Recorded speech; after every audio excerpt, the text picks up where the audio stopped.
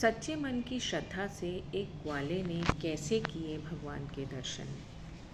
भगवान को याद तो हम सभी लोग करते हैं, उनसे मिलने की ख्वाहिश भी दिल में रखते हैं और चाहते हैं कि ईश्वर हमारे सभी दुख दर्द का हरण कर हमको जीवन की सहज सरल राह का राही बनाए, शांति और सुख समृद्धि का आशीर्वाद दे, जिससे इस लोक में सभी सुखों को भोगते हुए परलोक की ओर प्रस्थान करें।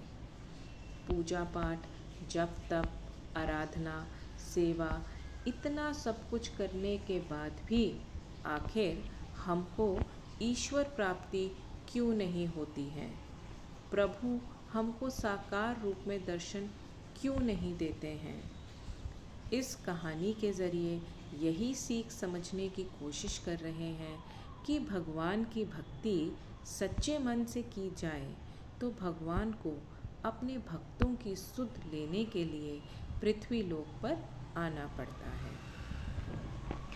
एक बाल ग्वाल रोज़ाना अपनी गायों को लेकर जंगल में नदी किनारे उनको चराने के लिए ले जाता था।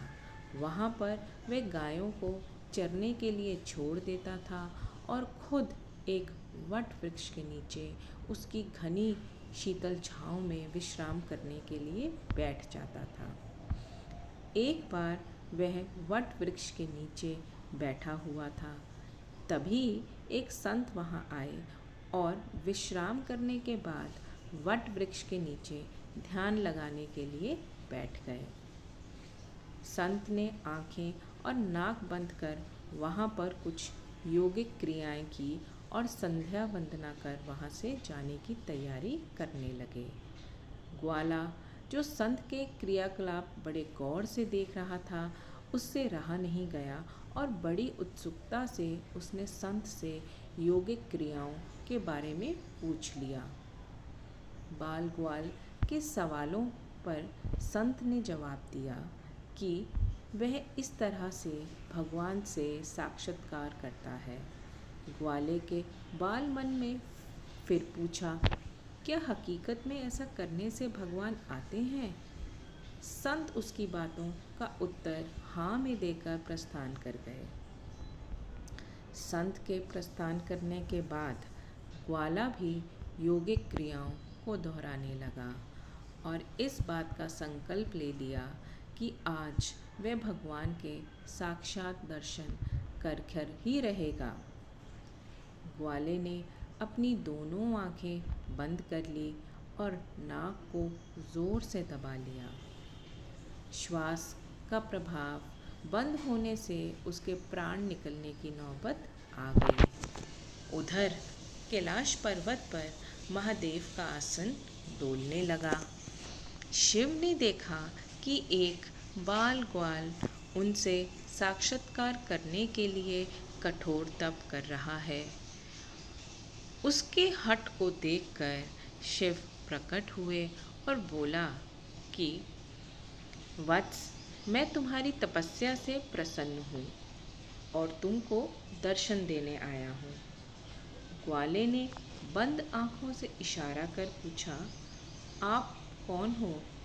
भोलेनाथ ने कहा कि मैं वही भगवान हूँ जिसके लिए तुम इतना कठोर तप कर रहे हो। ग्वाले ने आंखें खोली और सबसे पहले एक रस्सी लेकर आया, क्योंकि उसने कभी भगवान को देखा नहीं था, इसलिए उसके सामने पहचान का संकट खड़ा हो गया। उसने भगवान को पेड़ के साथ रस्सी से बांध दिया और साधु को बुलाने के लिए दौड़कर गया। साधु नज़दीक ही एक कुटिया में विश्राम कर रहे थे। ग्वाले ने उनको सारी बातें बताई। संत तुरंत उसकी बातों पर यकीन करते हुए पेड़ के पास आए, लेकिन संत को कहीं पर भी भगवान नजर नहीं आए। संत ने बाल ग्वाल से कहा कि मुझे तो कहीं नजर नहीं आ रहे। तब ग्वाल ने भगवान से पूछा, कि प्रभु, यदि आप सही में भगवान हो तो साधु महाराज को दिख क्यों नहीं रहे। तब भगवान ने कहा कि जो भक्त छल कपट रहित सच्चे मन से मुझे याद करता है, मैं उसको दर्शन देने के लिए दौड़ा चला आता हूँ। तुमने निश्चल मन से मेरी आराधना की, अपने प्राण दांव पर लगाए और मेरे दर्शन का दृढ़ संकल्प लिया। इसलिए मुझे कैलाश से मृत्युलोक में तुमको दर्शन देने के लिए आना पड़ा, जबकि साधु के आचरण में इन सभी बातों का अभाव है। वे रोज़ाना के क्रियाकलाप करता है, लेकिन उनके मन में अभी भटकाव है। इसलिए मैं तुमको तो दिखाई दे रहा हूँ, लेकिन संत को नहीं। इतना सुनते ही संत फूट फूट कर रोने लगे और प्रायश्चित करते हुए आग्रह करने लगे। तब ग्वाले ने प्रभु से संत को दर्शन देने की गुहार लगाई और श्री शिव ने संत को भी ग्वाले के कहने पर दर्शन दिए और दोनों को अखंड सौभाग्य का आशीर्वाद देकर अंतर्ध्यान हो गए। दोस्तों, इस कहानी का सार यही है कि प्रभु दर्शन के लिए पूजा पाठ से ज़्यादा मन की श्रद्धा का होना ज़रूरी है।